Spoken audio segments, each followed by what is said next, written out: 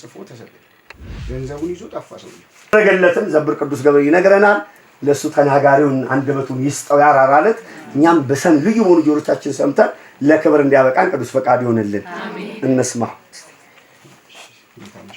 እግዚአብሔር ይመስገን ሰበሰበን አምላክ ይድንግል ማርያም ልጅ ተመሰገነ ይሁን አሜን ፊቴን ወደ ስኖር እኔ አንድ አመት ከ6 ወር ላይ የመጀመሪያ ጊዜ መጣሁት እንደ ድንገት አንድ ሰው ለኔ ብር ያስገባና 1 ሚሊዮን 500 ሺህ ብር ለሰው ስጣውና ቼክ ተቀበሉ ነበር በማን በእኔ ነው የተዋልኩት በእኔ ስም ነው ተዋዋል ባንተ ተዋዋልና ተቀበሉ ልሻልኩ ከዛ ቼክ ተጻፈኝ ቼኩንም ሁሉንም የተዋልኩበትን አስቼ ለሰውየው ሰጠሁት ብር ለሰጠኝ ሰውየው ማለት ነው ብር ለሰጠኝ ሰውየው ሰጠሁትኝ በሁለተኛው ወር ላይ ቼኩ ላይ በቀይ እስክሪብቶች የኔ ስም ላይ የገንዘቡ ላይ ምናምን በቀይ እስክሪብቶ ተጽፎ ተሰጠኝ ምንድነው አልኩት ያዘው አንተ ጋር ሰውየው መልሶ ከዛ በቃ ሰውየው ምንም ሊያስቀምጠኝ አልቻለም ሰው ሳማክር ዘብር ይተው ቼኩን መልሶ ሰጥቼው ነበር አንተ ቤት ቀምጦ ቼኩን ስጠኝ አልኩት ዘብር ሲሉኝ በቃ ዘብርማ ከሆነ ቼኩን ይዤ ዘብር ገብርኤል አሻሽቼው መለሳለሁ አልኩት ቼኩን አልሰጠህም ማለት እንዴ ሰውየው እስከሚሰጥህ ምን ችግር አለ ቼኩን ስጠኝ አልኩት እኔ ያመጣሁት ቼኩን ምንድነው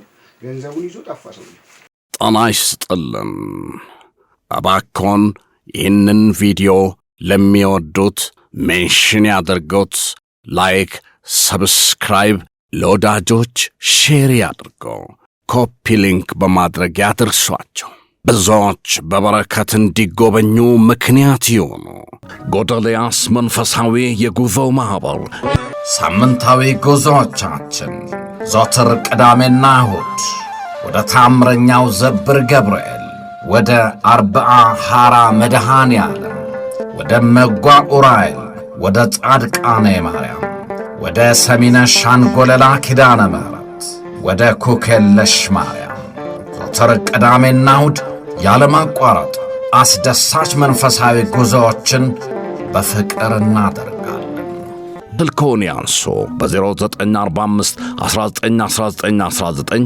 ወይም በ0948 191919 ሃሎ ይበሉን ምላሻችን ፈጣን ነው አሁን ቦታው ተይዟል የሁልጊዜም አገልጋያችሁ ጎዶልያስ መንፈሳዊ የጉዞ ማህበር ጎዶልያስ ይሰማል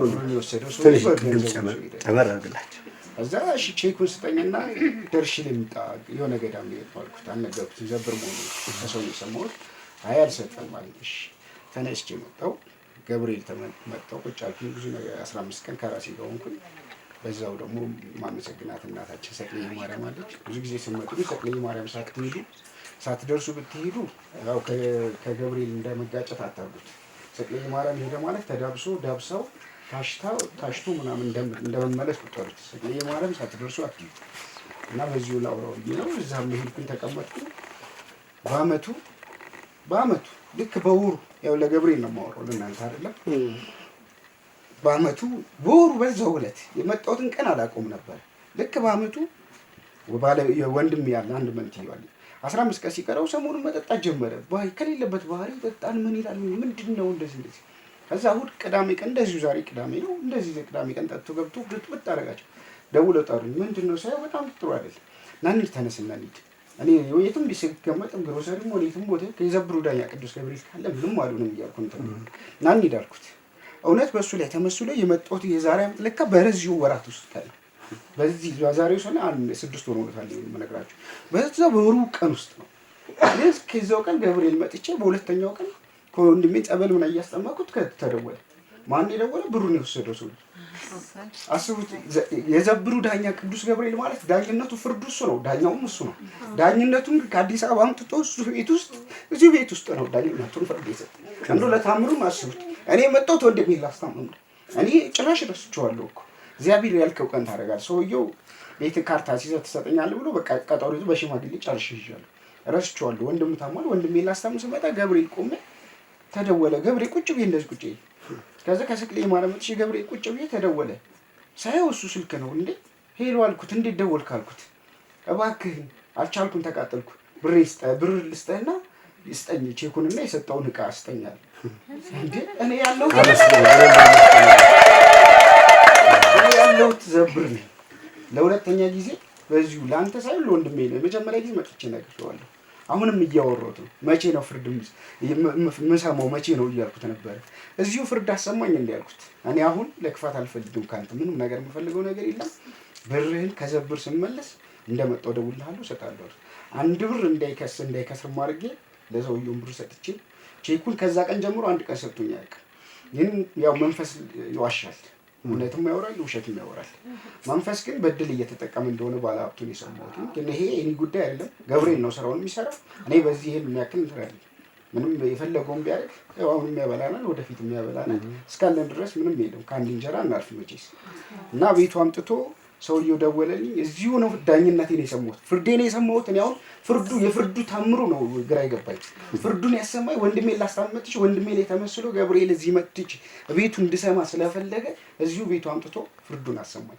እዚሁ ሆኜ ነው ተደውሎልኝ፣ ና ብር ልስጥህ፣ ተቃጠልኩኝ፣ በቃኝ፣ ብር ልስጥህ፣ ና የሰጠውን ዕቃ ስጠኝ አለ። ለባለቤቱም አልደወልኩ፣ ከአዲስ አበባ ስመጣ እደውልልሃለሁ፣ ከሰውየው ጋር አገናኝሃለሁ፣ እዛው ትጨርሳለህ ብዬ እሱን ጨረስኩኝ። ዛሬ የመጣሁበት ምክንያት ከትናንት ወዲያ የጊዮርጊስ ዕለት ሌሊት ላይ ባለቤቴ ጊዮርጊስ እናከብራለች እና ወጥ እየሰራች ቁጭ ብዬ ቲክቶክ እነሱን አላውቅም፣ የእነሱ እኔ የማውቀው ሌላ ብዙ ገዳም ሄዳለሁ ሌላ ነበር። ከዛ ስልኬ ቁጭ ብዬ እንዲህ እየከፈትኩ የእነሱ ስልክ ቁጥር አለ፣ ገብርኤል ቅዳሜ ይላል። እንግዲህ ሰው 1 ቀን ይቀረኝ እኔ አላሰብኩት። ሰሞኑን ጭንቅ ብሎኛል። ምን ነው ገብርኤል ዝም አልከኝ? ምን አባቴ ይዘብሩ ዳኝ ምንድን ነው ምናምን እንደዚህ ማንም ይቅርታ አድርጉልኝ፣ ብዙ ዘር አለኝ ምናምን ከእናትና ከልጅ ውጭ ማንም የለኝ እንዴ ማመን ነው። በቃ ሁላችንም ከእናትና ከልጅ ውጭ ማንም ያለፈ ነገሮች የለም። ሌላው ስጋ ነን። ሁሉም ባዳውም እኮ የተወለደውም አንድ ስጋ ነው፣ ምን ለውጥ የለውም። እንዴት ቁጭ የእነሱን እንትን ቅዳሜ ይሄዳል፣ ቅዳሜ ይነሳል። ጠዋት ተነስቼ ጊዮርጊስ ጨርሼ የባለቤቴን ፕሮግራም ጨርሼ ደወልኩላቸው። ይሄው ዛሬ አመጣኝ። እግዚአብሔር ባሰበው ነው እንጂ የሚያደርገው እኛ ባሰብነው አይደለም። ባለቤቴም ደግሞ ወንድሜም ደግሞ ሲጣላ የነበረበት ምክንያት ከሚስቱ ጋር ፈፋታት፣ ከእሷ ጋር ተፋቶ ሌላ ድሮ ለምን የሄድኩትኝም እሱ ነበር። ብስጭቱ የነበረውም እሱ ነው። ለማንኩትኝ ከባለቤቱ ጋር ተስማሙ ነበረ ለመለያየት።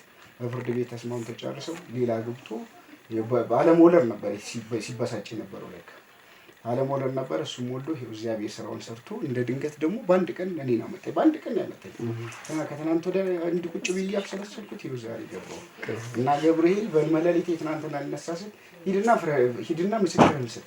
ለምንድን ነው የማመሰክረው? ስለተባልኩ ነው የመጣሁት። ላታምኑ ትችላላችሁ።